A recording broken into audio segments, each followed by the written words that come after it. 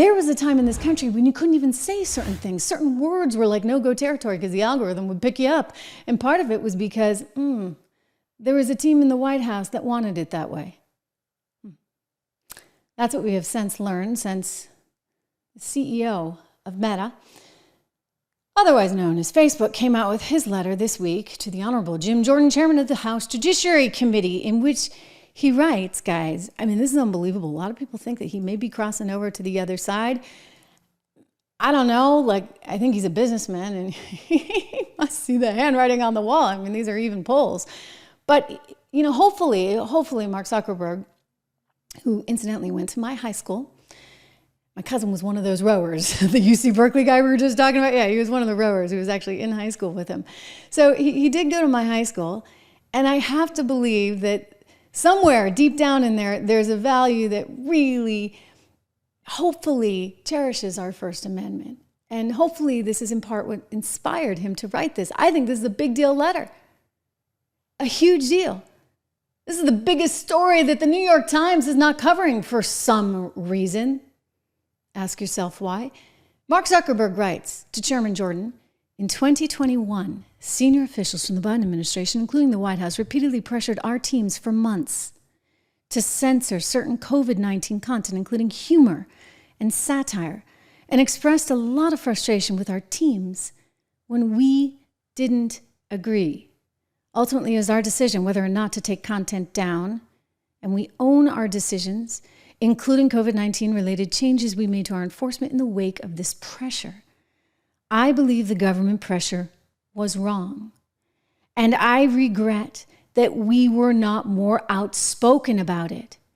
I also think we made some choices that, with the benefit of hindsight and new information, we wouldn't have made today.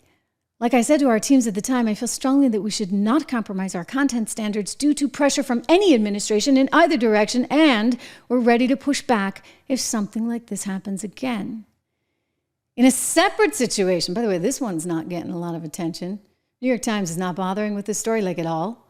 But this in particular is not getting the time of day from most mainstream media organizations, this little second part, which says the FBI warned us about a potential Russian disinformation operation about the Biden family and bereavement in the lead up to the 2020 election. That fall, when we saw a New York Post story reporting on corruption allegations involving then Democrat presidential nominee Joe Biden's family, we sent the story to fact checkers for review and temporarily demoted it. While waiting for a reply, it has since been made clear that the reporting was not Russian disinformation. Nope. It turns out the whole thing was true.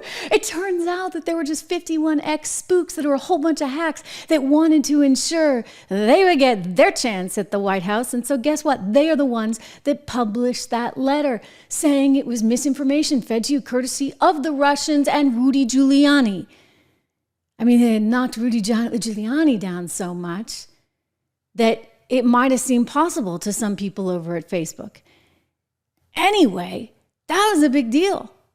I was actually personally affected by that on my Facebook account because we had published a story about the whole Hunter Biden laptop. I mean, it was no-go territory.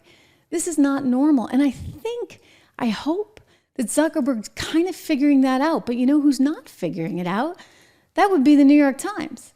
I mean, this is crazy to me that the New York Times, for whatever reason, still hasn't bothered. This is a big story.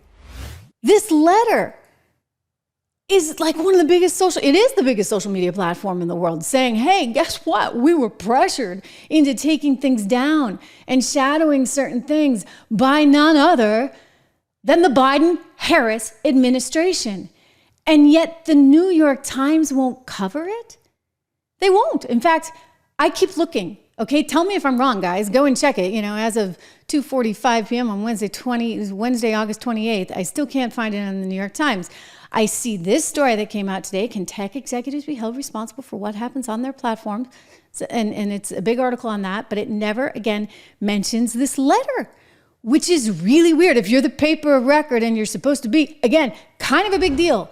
Kind of a big deal that the CEO of a major tech company like this is saying this.